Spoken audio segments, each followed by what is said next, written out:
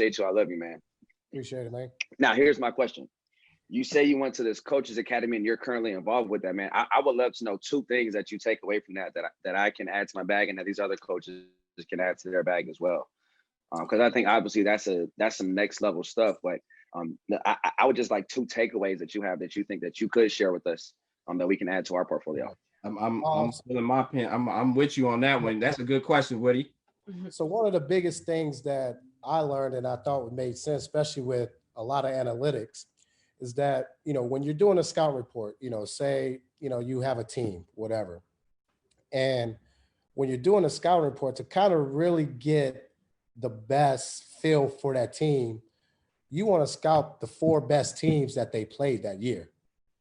Like, you don't want, even though maybe you're in conference and, of course you want to watch the game before, maybe the game before that, but to really get a good feel of what this team likes to do as far as plays, ATOs, in the game, you want to watch them against the best 4 teams that they played that year.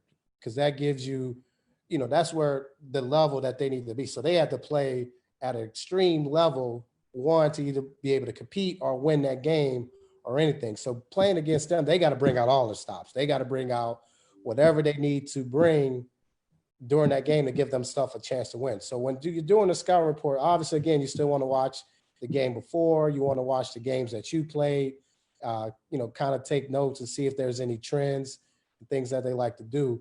But you, on an analytic standpoint, you want to take them playing against the top 4 teams. So even if it's in your conference, you want to watch them play against the top 4 teams in the conference. And you want to watch their games and see kind of what trends and what kind of their plays are that they want to do during those times. The other, there was, so many other good things. I think I kind of mentioned it a lot throughout the time here but another thing is practice everything. Coming out of huddles, where you're going to sit down at timeouts, how you hold the board, figure out what type of team you have as far as being able to handle runs. So that's something that you could practice. So you put them in a situation to where, all right, hey, my team can handle an 8-0 run and still won't go crazy and be able to get up a good shot, or my team can only handle a 4-0 run. So I got to call a timeout, get us regrouped and things like that. So understanding your team to what type of runs can they withstand. So, that's something we could do, which I don't know if you guys know what it's called, the running score. So pretty much the running score is basically the play-by-play that you get at the end of games in your packet. So, at 12, this guy fouled at 11:58, turnover, 11:40, that. But you could do that on your own with your team to kind of figure out, okay, what type of runs can we withstand as a team? So if you do that, because, from what I've learned in the NBA, or the analytics say, the team that win the first and third quarters usually win the games in the NBA. I think it's like 76% of the time, the teams that win the first and third quarters. In college, everyone talks about the last 4 or 5 minutes. It's actually the first 10 minutes of each half. So the first 10 minutes of the first half and the first 10 minutes of the second half, I think it's like 65% of the teams who win those first 10 minutes end up winning.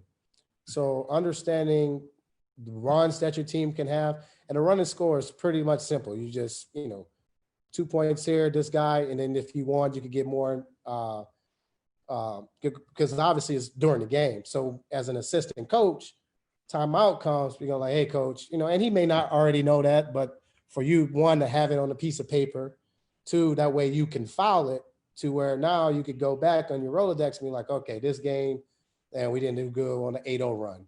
We 6-0 run, we called timeout and, we changed it up. So now you kind of have evidence to build to understand what type of team that you have.